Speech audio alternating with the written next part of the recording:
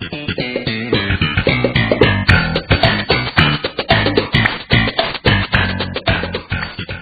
welcome to another episode of TV Guys, where everything's made up and the points don't matter. I am Matt. I'm Brian, and you know what, Matt? It's time to play the music. It's time to light the lights, because, just this morning I was at the corner just in time to see the bus fly by, but, I'm no Superman. It's okay, because everywhere you look, everywhere, hanging out, down the street, wandering down this road that we call life, it's the bigger love of the family. The Simpsons. I thought about just ending with something like that. Well, that's why I'm here, is to bail you out for really stupid ideas that you decide, no, that's too far. I go there. Don't worry. Well, we have a great episode because we are talking about TV theme songs. Now, this was such a hard list for me. We're doing our top 3 TV songs. I'm going to bring up a couple other ones apart from my top 3, because all of my top 3 are from the golden heyday, to me, of TV theme song era, 50s and 60s. I mean, there's been a lot of other TV shows that have theme songs, but I'm like, you don't get more iconic than some of the ones I'm going to talk about. So it was so hard. I was like, maybe I'll just whittle it down and not have some of these and use some of that. But no, I couldn't. I couldn't leave the ones I've got off. So yeah. The only thing I'll say is that none of the theme songs I mentioned in my little speech right there, none of those are in my top 3. Good. I figured that was going to be the case. Mm-hmm. Man, this was a fun one though. This was the Brian and I, we will of course do our research ahead of time. We'll get things prepared. And I don't know about you, Brian. I had a lot of fun just thinking through what's all the theme songs, and to keep coming up with them. Mm-hmm. Oh yeah, that's a great one. Yeah. Well, I had 2 of mine I came up with. My number 1 and 2 I came up pretty immediately. And then there was a couple that I was cycling through for number 3, and I landed on my number 3. Yeah, there's a couple that I had that ended up getting kicked out because part of it was I just really enjoyed the the intros and the outros more than I enjoyed the actual song. So, for instance, The Simpsons that I've just mentioned, that's a great song, and that seriously was in my top 3 for a long time this week as I was preparing. And I kicked it out just because the other ones were more iconic. But, I mean, I love, how they constantly are changing the opening, and same with Futurama, but less about the song. And actually, I really, really, really love the show Get Smart. When I was, a kid, 7 or 8, I'd watch it with my parents. And the parts that I love the most are the intro and the outro. So if you've never seen Get Smart, the music of it is pretty good, but it's not going to make my list, and it's all instrumental. But the whole thing is Agent Smart is arriving at his headquarters in the intro, and he walks through 5 or 6 different security-style doors until he gets to this telephone booth, and then he picks up the telephone, and then he drops through the floor because he's going to the spy agency. Mm-hmm. And then at the end of every episode, it always ends where he comes back up from the floor in that telephone booth, and he walks through all these doors again, back out. And, there's no words in any of this. It's all just the music and credits. But I loved that. I loved that intro and outro, and I liked that even more than the show. And I remember one time my dad, when the show got done, he was like, all right, it's time for bed. You need to go upstairs. I'm like, no, but it's my favorite part of the show. You don't see a ton of outros, really. The only main one I could think of is Beverly Hillbillies with them waving at the end. Yeah. I mean, I don't know if you can call it an outro, but Lost. Yeah. All of a sudden, every episode. And some of those, Smash to Lost, are more dramatic than others. Yeah. Yeah, there's a couple where it's to show and to give you a second to process before commercial. They have the final 2 screens, like House. They have 2 screens of credits and then go to commercial, or then they play all the other credits or whatever. Yeah. Well, in 24, it always ends with a timer clicking down to 0, because every episode is an hour of real time. Yeah. And what they'll do is if there's a really dramatic moment, or if a really main character death, there'll be a silent clock. And so people can track, there's been 8 or 9, I forget how many silent clocks throughout the whole series, and they're all at these big, huge moments where you don't hear the tick, tick, tick. 60 Minutes does the same thing, but without the life or death stakes, which I think that would really improve 60 Minutes. All right, so why don't you go ahead and start off with your number 3 for us, Brian?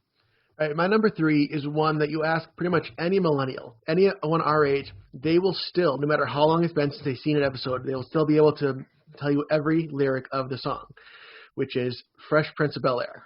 I was hoping that this would get brought up. Just Matt, tell me where was Will Smith born and raised? In West Philadelphia. I've never even watched an episode of the show, and I know the theme song. Okay, we need to talk about that later. I actually talked, so in the movie podcast, I don't know if I said it on air, but I know, because Angie and I, we watched the reunion special they had on HBO Max, and it gave me a nice appreciation for the show, even though I had never seen it. And Terrence was like, no, you don't appreciate, you haven't even seen an episode, so you don't get to appreciate the reunion. I'm like, all right, I'm sorry. I used to watch that way back on Nick at Night. I was a little too young when it was on because the show started when I was 2. But it's, I think, one of the best sitcoms and one of the greatest theme songs. You just said, West Philadelphia, and here, let's listen to a bit of it. In West Philadelphia, born and raised, on the playground is where I spent most of my days.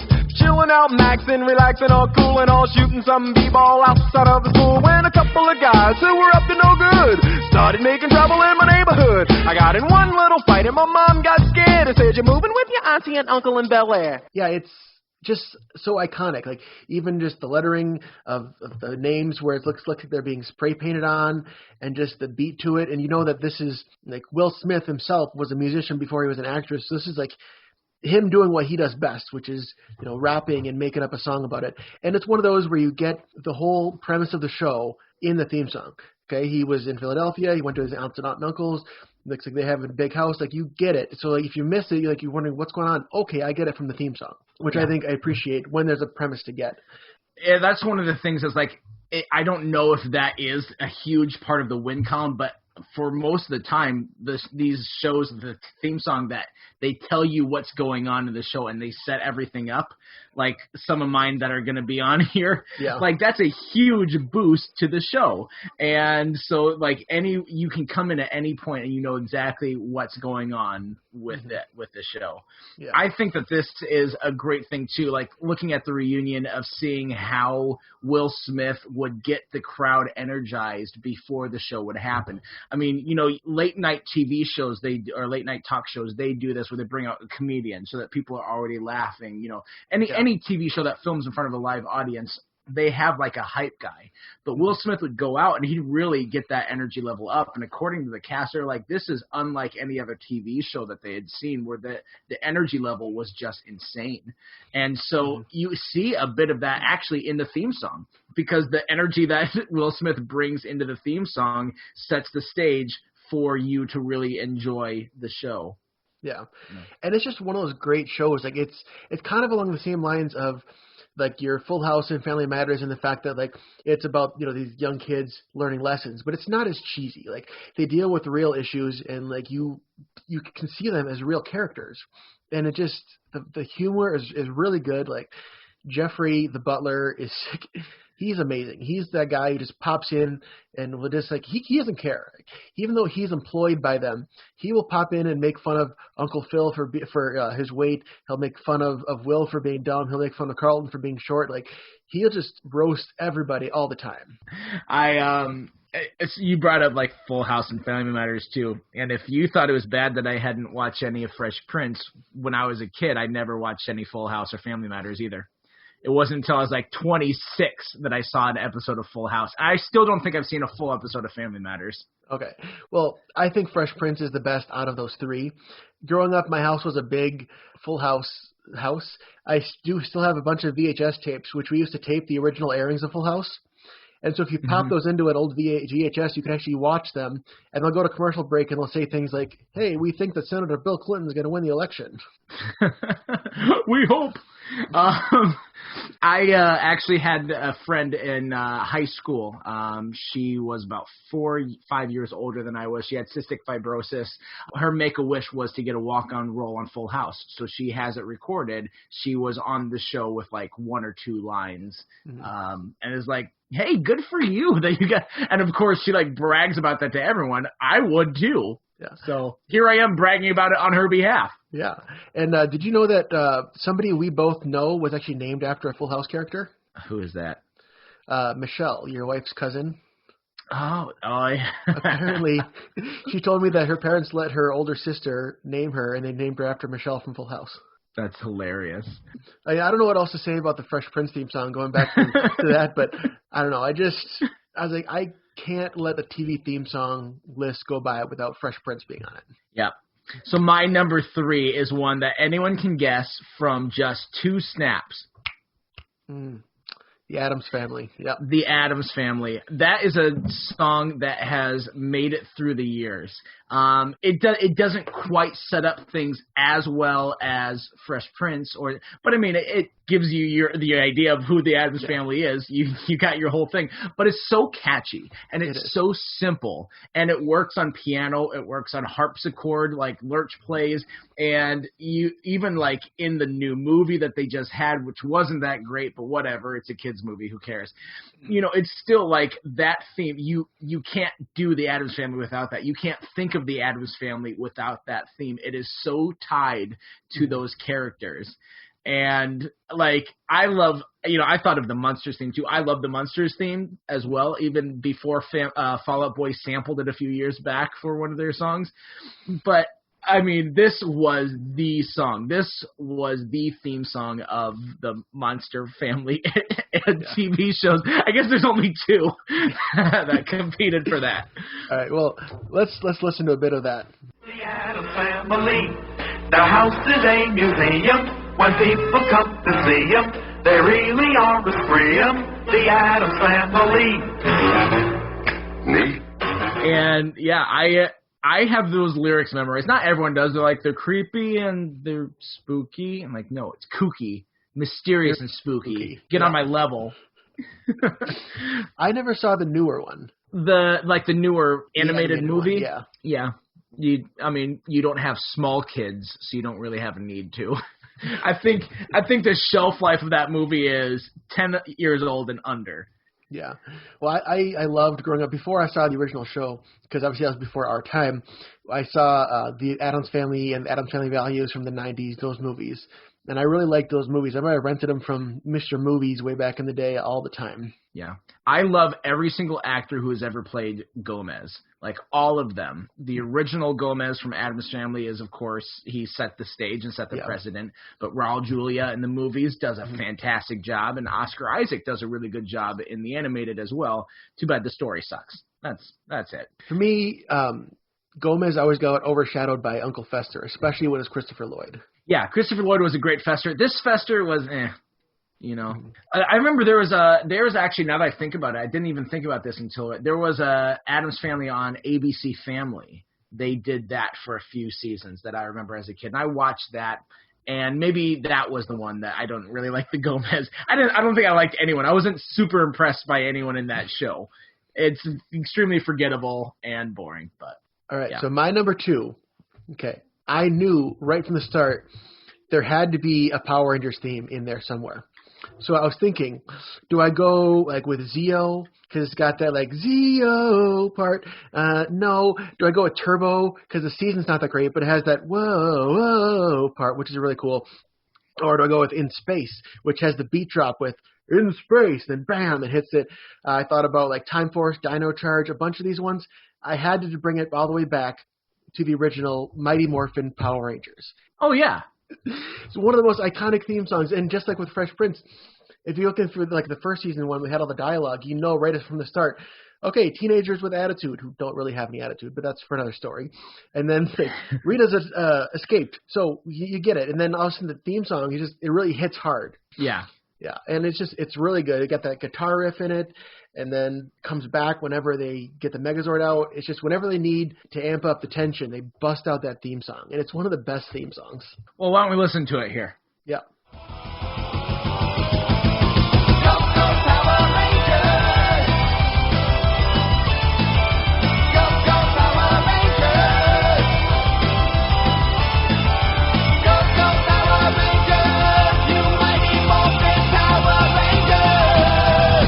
Yeah. That just gets you jazzed, doesn't it? It makes you feel like it's morphin' time, and I need to go ahead and summon my pterodactyl or whatever. Yeah. If you want to bump it up even more, look up. So I was going to bring it with me to show you, but I actually have a CD of Mighty Morphin Power Rangers, the movie, the soundtrack on CD. And the version they made for the movie is even better. It's like a big orchestral part, and it's just even bigger and better. And they put that part into the movie they made back in 2017. Mm-hmm.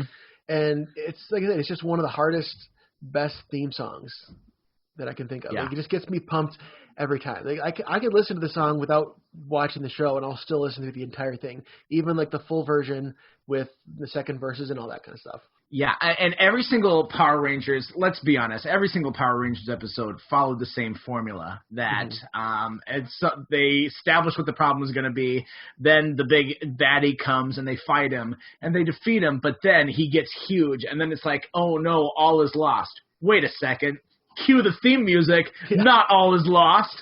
And so, like, every time, you're exactly right. Like, that's okay, they were on the losing end of this, but not anymore. Not with the power of 90s retro music. Yeah. And I think it saves it from the most ridiculous episodes. Because, like, I won't get into all the details, but you know how did you know about Power Rangers not being originally American? It was a Japanese show in the 70s first. Did you know that? That sounds right. It was a show called Super Sentai. It's been going on since the 70s. And what happened is Saban bought the rights to all the footage. So in the beginning, anytime you saw the monsters or the Power Rangers or Rita and her minions on the moon, that was just straight Japanese footage that they dubbed over. And then they had to backwards write what kind of story are the American actors going to get into that will make sense for this fight, which is why you have some ridiculous monsters like Pine Octopus, the pineapple unicorn, the pineapple octopus monster who disguises himself as a clown at the fair. That's an actual episode. That's Japan for you.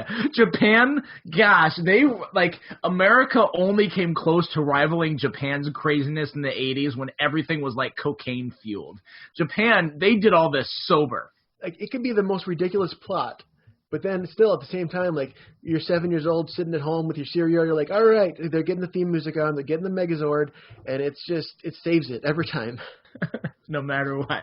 No, it really does. I mean, the whole show has, like, Godzilla feels every time they get into the big creature that they're fighting. Yeah. Or the big Megazord that they're fighting the creature. Mm-hmm. Like, there's no doubt it's so heavily and influenced by Japanese culture. Yeah, I think you have to watch Power Rangers as a child first to really appreciate it, but the music you can appreciate.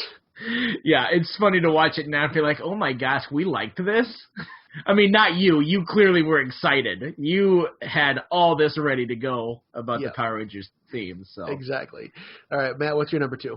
All right. Real quick, before I get to my number 2, do all of your theme songs have words to them? Does your number 1 have words to it? It does. Yeah, see, that was what helped. That kind of pushed me over the edge for disqualifying a number of the other ones that I was thinking about. Like, one of the most iconic ones I can think of that isn't on my list is the theme from Peter Gunn. And people probably don't know what show that is or wouldn't know what I'm talking about until they actually hear the song. And everyone's like, oh, I do know that. It's like, think of a instrumental spy song that's driving, and that's the theme from Peter Gunn. I associate that song with one of my favorite movies, The Blues Brothers. I associate it with, oh my gosh, what is that game? There's the game where you're in a car and that, like, spy ride? No. It's like an old arcade video game. Do you know what I'm talking about? I don't remember. But if anyone out there knows what I'm talking about, just say, I'll think of it later and be like, oh yeah, that's what it's called. So, I mean, there's that one. And then, of course, the theme from MASH, even though that technically has lyrics, anytime they play it in the show, you don't hear the lyrics. But if we're talking about movies, TV shows, whatever we're talking about with lyrics, then Brian, just sit right back and you'll hear a tale. Gilligan, yep. That's a good Gilligan's Island. That is like, to me, this sets up the episode, quintessential. Like, I can't think of, even Fresh Prince, I can't think of another show that really sets up the whole story even better than this. Brady Bunch comes close. Fresh Prince does a good job, but I feel like this is like the best. Like, this is the premise of the show. You've got everything, plus it's catchy. Like, it is. I discluded Brady Bunch one because I'm like, that's good and it's iconic, but to me it's not quite as catchy as Gilligan's Island. And I mean, everyone knows the lyrics to both of these, but I like Gilligan's Island a lot. All right, let's listen to it. Just sit right back and you'll hear a tale of a fateful trip that started from this tropic port aboard this tiny ship. The mate was a mighty sailing man, the skipper brave and sure. 5 passengers set sail that day for a 3-hour tour. A 3-hour tour. I remember being at Disney World when I was a kid, and they had like this TV show exhibits. I'll say, like, it's an attraction, but it was they put together this TV show, but then they also show you some of the behind the scenes of how they do that, and they talk. And so they had a bunch of volunteers from the audience that they would do stuff with those volunteers in different shows. And so they had a bunch of kids come up for one of the shows, and they got us all dressed up as Gilligan's Island characters. And so then they did the theme to Gilligan's Island, and whenever it did like with Gilligan, the skipper too, and like showing every single person, it was us there on stage, and then like they'd put us up on the big screen, and I felt so cool as a kid. I got to be the millionaire. And so I had like this big wad of money that I was using as a fan and fanning myself. Like, look at how cool I am. I got so much money. Yeah. Well, and I think it's funny. Wasn't there an original version where they list everybody except for the Professor and Marianne? They say, and the rest. They name only 7 people. They name 5 out of 7. They say, and the rest. I'm just imagining like them going down in a line, like, you know, or like someone saying goodbye to all of them. They're going off on a journey. It's like, Gilligan, you really meant the world. And they have this long, heartfelt goodbye, and they get to like the 5th person down the line, and then the other 2 are left, and like, and you too. Yeah. I'll miss you the most, and then they leave. It's like there's nothing. It's like the joke in Ocean's 12 when the 2 brothers, the one's getting married, he's going down the table like mentioning every single person, and then he gets to his brother, he's like, and everybody else, or something like that. And then they realize how stupid they were, and they put that the Professor and Mary. I mean, yeah, I can get that they're probably like, well, it's hard to keep it going and shove it all into the pentameter of the song and stuff. Like, no, you found a way around it. Don't act like you couldn't. Exactly. This song also has a weird connection memory with me. You know how sometimes your parents have those stories that they tell you over and over and over again your entire life? So with my dad, every time the Gilligan's Island theme song he's brought up, he says, you ever heard about how this lines up with the song Amazing Grace? And he's like, you could sing Amazing Grace to the Gilligan's Island theme. Like, Amazing Grace, how sweet the sound. And it fits. And it's like, I'm like, yeah, Dad, I've heard that from you a bunch of times. And they'll still telling me that. You can do that with like any song. A, B, C, D, E, F, G, H, I, J, K, L, M, N, O, P, Q, R, S, T, U, V, W, X, Y, Z. But it's just one of his things where in his memory he's like, oh yeah, I got to mention this. I just find it funny when people are like, look at what I've done. I've sung this song with different lyrics. I've heard that, like The Amazing Grace, but with the House of the Rising Sun. And I'm like, all right. Not to shame your parents. I mean, they're probably not listening to this anyway, but not to shame your parents. But no, my mom once told me, like, because we were talking about it, and she's like, you know, I don't think it's for me, but I'm glad that you have that for the talking about the podcast. That is totally a way that your mom would talk. Yeah. It's not for me, but good for you. You're getting out there. Yeah, thanks, I didn't really think that Anna would listen to it, but clearly from last week she did. She obviously does, and I shouldn't have said any mean things about her last week. And my fear of her yelling at me. So we're on me, right? I can't forget that was your song. Yes, you were at your number one. My number one, thought of this in about half a second, which is the Cheers theme song. Easily, to me, the most iconic. It's just, I don't know what it's about. Like, the sound of it just gets you ready to jump, to just dive in and see them hang out at Cheers. I think it's one of the best. I know there's sitcoms before. Like, I know you're talking about great shows in the 50s and 60s. I don't know. When I think of just good, easy to watch, fun sitcom, I think of Cheers. Like, Cheers is going to be a good episode every time. You're just going to watch these guys get into their antics. What got me hooked on Nick at Night in my teen years, for sure. Nice. So why don't we listen to it? Wouldn't you like to get away? Sometimes you want to go where everybody knows your name, and they're always glad you came. You want to be where you can see our troubles are all the same. You want to be where everybody knows your name. See, the hook of the song is really good. Like the little build up to it, I'm like, when's it gonna get there? And then sometimes you wanna go. Like, it's so iconic. They even mentioned it in other shows. Like, remember in Friends when they were in London and Joey turns on the TV and he hears that song and he's like, oh man, I want to go where everyone knows my name. Speaking of Friends, though, that's not my number one, but that came close to being on my list just because of, again, how iconic it is. Yeah. That would be on my wife's list. If we were doing this, that's probably her number one. Okay. Yeah, I thought about that, but I was like, you know what? I like the show more than the actual theme song. Whereas Cheers, like, I will never skip the Cheers theme song. I think it's still on Netflix. I'll have to look. Netflix is just dumping all their good shows lately. But, like, when they have the skip intro, I don't do that with Cheers. Yeah, there's a few that I don't. Like Stranger Things, I don't skip intro. I like that cool little synth foreboding beat. I like Chuck. I listen to that, but that's because I just love that song. Yeah. So this would have been my trivia question, asking about who does the theme song from Chuck, because it was a song from a 90s rock band, or alternative band more accurately, and it's done by Cake. Cake was like my high school listening. Like, I loved listening to Cake. A lot of people around me love listening to Cake. Never There, Long Skirt, Short Skirt, Long Jacket. Mm-hmm. Yeah, that one.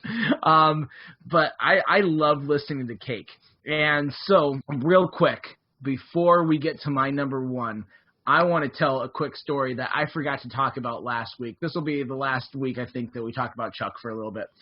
But one of the actors in it, John Casey, who's played by Adam Baldwin, Brian and I actually have met him in real life.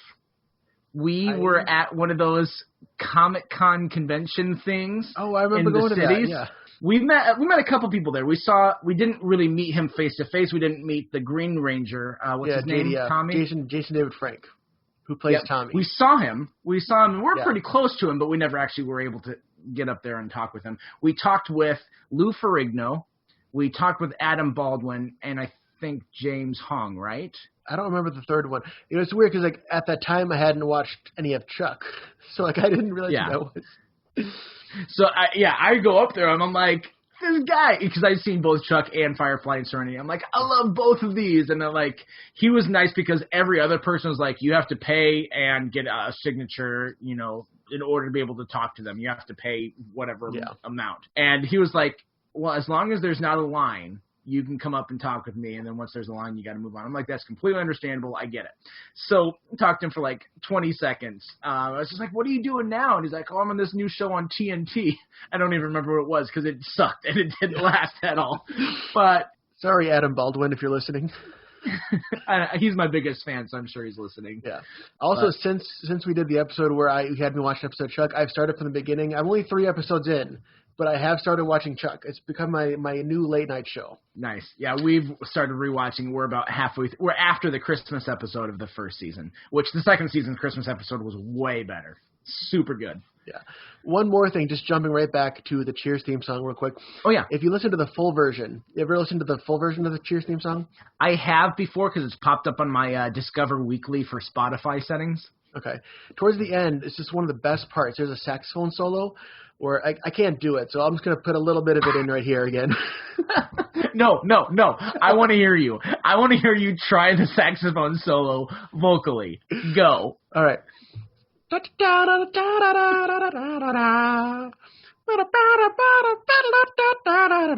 then it goes up as da da da da da da, and it jumps to so everybody knows your name. That was so much better than I could have hoped for ever in my life. Well, thank you for that. I'm glad you indulged me. Yeah. I have no idea. I still have no idea how it actually sounds, but I enjoyed that moment. If you don't think that my rendition was quite good enough, just look up Cheers full theme song. It's on YouTube. I've listened to it a bunch. I listened to it earlier today in preparation, but just that saxophone solo towards the end is just the best. Anyway, let's move on. So my final song is like the perfect sing-along song. In fact, it's so perfect that in both Planes, Trains, and Automobiles and in The Office, they sing it on a bus trip. Oh, and that is the Flintstones. Flintstones, meet the Flintstones, they're the one and only family.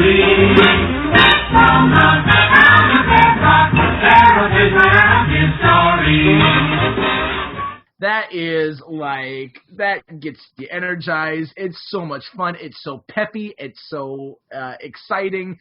Plus, it tells a story of the Flintstones. That's all you need to know. It's a sitcom in the Stone Age. Yeah. That's it. I mean, if you're watching the Flintstones and you're expecting like a really intricate plot line, you're probably not going to get it.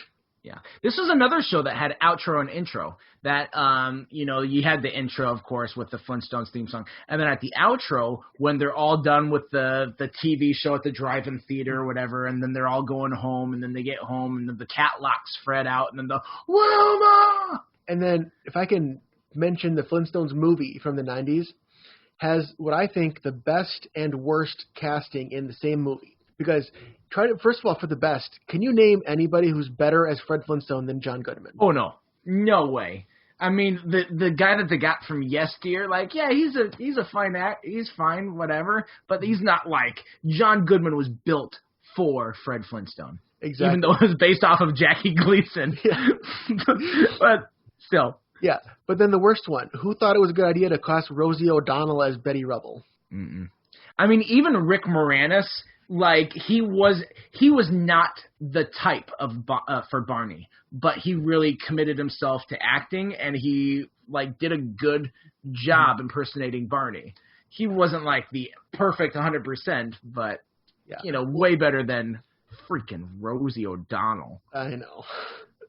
It's hard with Barney because you look at the cartoon of Barney, he's basically just like a big square. Like, his proportions do not fit an actual human being. So, like, they had to play with it a little bit. But I think Rick Moranis did a really good job, and I really enjoy that movie. He did, yeah. I like Rick Moranis a lot. I miss him. So you might not know this. Rick Moranis, he's a great actor, but the reason why he disappeared is his wife had cancer, and so he stepped away from acting to help take care of his wife and help to be there for his family. And his wife passed away, and he found himself, he didn't miss acting. So he didn't like rush back into it. He's done voice acting since, but he's essentially retired. And to me, it's sad. I love seeing Rick Moranis. Yeah. He had a guest spot on the Goldbergs a couple seasons ago. Yeah. Just the voiceover. He was in a commercial recently. I think they did a commercial, and they mentioned how he hadn't been back in a long time.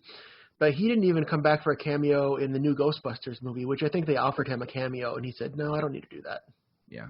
Yeah, I'm sure they offered it because they got everyone else. They got Annie Potts, and they've got the main ones, and Sigourney Weaver, of course. Yeah, minus what's his Harold Ramis. Yes, minus him who had passed away, obviously. All right, that's our top 3 TV theme songs. Yep. I almost brought up the Goldbergs because I like their theme song too. It's pretty energetic, and I like how it captures like an 80s feel of a theme song, but also, nice and peppy too. I was considering putting Fraggle Rock in my list because if you look it up, it's a really catchy song. It's got a good guitar riff, and then it's... I mean, in the same vein, Sesame Street is actually a pretty good song too. It's not going to make my top 3, but I mean, especially for kids. Look at the demographic, and you remember that song as a kid. You still remember it now. Yeah, I can't believe that Sesame Street is the same age as Scooby-Doo. Scooby-Doo was 50 years old last year too. Yep. Or by last year, I mean 2019. I'm still in 2020, I guess. Yeah. So Scooby-Doo is 69 and from 1969. So is Sesame Street, and so is the Moon Landing, which is a fact I know strictly because of the Even Stevens musical episode where they do the song "We Went to the Moon" in 1969. I do actually remember that song too, and that's all. She's like, "This is the only fact about the song. I'm just going to turn it into a song." Also, fun fact, well, fun for me, I have recently completed recalibrating my top 100 TV, it started out as 100 years ago, but my top TV shows list. I have a ranking of all my TV shows. It's up to 167 shows now. And then every year I re-rank them, and I reorder them, and I have a whole color-coded spreadsheet that I'm working on finishing that. But I had to add 3 new shows that I got into in 2020, and now they're all ranked up, and I got them all. So maybe we'll have to talk about that at some point too. Yeah. Another show that we should talk about now that the 3rd season was out, and I watched all of it in like one weekend. Was that Cobra Kai? Have you watched any Cobra Kai? Not yet. Because I've only seen the original Karate Kid like once a long time ago, so I wouldn't have the quite the nostalgia. Yeah. I am the same way. I've seen the original Karate Kid, I think, twice. But, I mean, it's not like this was on the top of my list for movies. But they do a really good job with this movie, with this TV show, like showing you flashbacks from the movie so that you're, like, anyone can get into it, even if you haven't seen Karate Kid. Okay. So it shows you, and it really tells you, like, these relationships and reminds you with actual clips of the movie whenever you need it. So it does a really good job of that, but it's also modernizing it as well. And it doesn't lose anything. It has the same feel as the movie from the 80s, but yet it's still modern. It's such a weird contrast. It's a hard line to go. It is, and they do a really good job. So I think we'll have to talk about that at some point. I really enjoyed it and had fun with this third season, even though the third season it's getting to the point where it's really pushing that line of realism. Yeah. Well, Matt, let's jump into trivia. You bet. So last week, we asked a question, final mention of Chuck. We talked about both Chuck and the IT Crowd. And there is a movie that has the lead character from both of those TV shows, one of the lead characters, in it. And the characters the actors I'm talking about are Chris O'Dowd and Zachary Levi. And I don't think that you remember. Did I tell you the answer, or did I let you guess? No, you didn't tell me. I didn't tell you the answer. Well, I didn't guess. You if I tell you? Do you know? No, I don't. Will it help if I tell you it's a Marvel movie? The only thing I could think of is that Chris O'Dowd was in Thor 2. Yep, and so was Zachary Levi. So Zachary Levi was one of the, and I forget his name, he's one of those three friends of Thor's, where there's like Lady Sif and, I need to look it up. Oh, those guys. Yeah. Yeah, so in the original Thor, it was the guy with the sword. In the original Thor, that guy was played by the guy from Once Upon a Time who plays Prince Charming. And then he got replaced in the second and third movie by Zachary Levi. Gotcha. And so I remember seeing it. I'm like, I know him. It's Chuck. Guys, it's Chuck. And this was before he was in Shazam, so he hadn't been in anything for a little while. And I was excited to see him. All right. Cool. Well, this week I have a trivia question from Cheers. So if you watched Cheers, you know there was a character in the first three seasons, Coach Ernie Pantuso, the nice old bartender, who passed away in the third season, and so he wasn't in the show, obviously, the rest of the time. But in the final episode of Cheers, there's a slight physical homage or nod to Nicholas Colasanto, kind of saying like, hey, we miss you, kind of thing. So do you know, what did they do in the final episode of Cheers to pay homage to the character of Coach? They ended the show. Yes, they ended the show for him. I got it, guys. I'm sorry. I ruined the trivia for you. Do you know the answer to this? I don't. I watched Coach when I was a kid, but I could not remember a single thing about Coach. I couldn't even remember. I know that the guy who is Marshall's dad and who voices Patrick on SpongeBob, I know that guy's in it. I can't even think of him being in it. I can only picture Craig T. Nelson. Well, you're thinking of the show Coach. I'm thinking about in Cheers, there was a character called Coach. Oh, okay. I also have not seen any episodes of Cheers. Oh, it's 11 seasons. I'm just disappointing you left and right today. I am. So just a little backstory. So, like I said, it was, Ted Danson, who you might know from The Good Place. He was the main character. He was the bartender and the owner of the Cheers bar. It was his old baseball coach, who everyone just called Coach. He's this nice old man. He was part of the main cast, and then the actor passed away. And then that's when they brought in Woody Harrelson to kind of replace him as the dim-witted bartender after Coach had died. And so in the last episode of Cheers, there's something they did physically to just kind of nod to the character of Coach, who had passed away both in the show and outside of the show on Cheers. Gotcha. So you guys go ahead and show that you're smarter than I am, because I completely missed all of that. I made him repeat his trivia question because of how dumb I am. So you're welcome, everyone. All right. Well, now I don't know. When we do another watching assignments, do I give you Criminal Minds or Fresh Prince or Cheers? Well, I don't know. We'll have to see. There's a lot of shows. This is why we've got this. This is why I had Brian come in, because he's seen a lot of these. He's seen a lot of shows. What, you said 167? Yep. That's a lot, man. I've probably seen over 100 too. And there's probably a lot that I've seen that you haven't seen. Yeah. That, I'm right now watching through the animated Spider-Man from the 90s.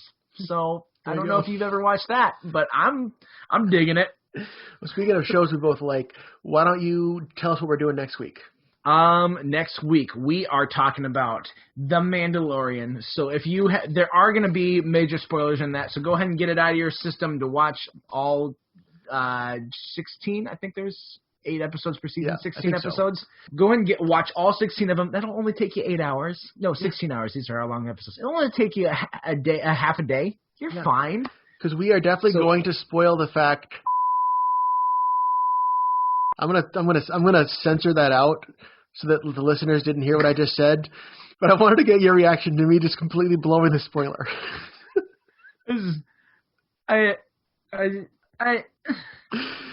Look away, everyone. Look away. If you haven't, oh my gosh. All right. Well, hey, so next week, be here if you want to listen to us talk about that. I'm excited to now finally get like really great content worth from Disney Plus subscriptions. This year is going to be big, and they have now caught up to their streaming service of we've got stuff in the can ready to push out. So WandaVision's coming up next week. As of right now, it's a week away. As of when we post this, it'll be like a couple days away. So we're so close to new Marvel content for the first time in a year and a half, and a lot of other stuff is coming. I'm excited. I feel like we haven't talked about this. I feel like in some form we're gonna have to talk about these shows. I don't think we're gonna do like a full rewatch every week because I kind of like jumping around to different topics, but we'll bring it up at some point. Yeah, exactly. So until next time, I'm Matt. I'm Brian. And we're reminding you to stay tuned and keep watching. Well, now it's time to say goodbye to Matt and Brian. They would like to thank you folks for kindly dropping in. You're all invited back next week to this locality to have a heaping helping of their TV Guys podcast.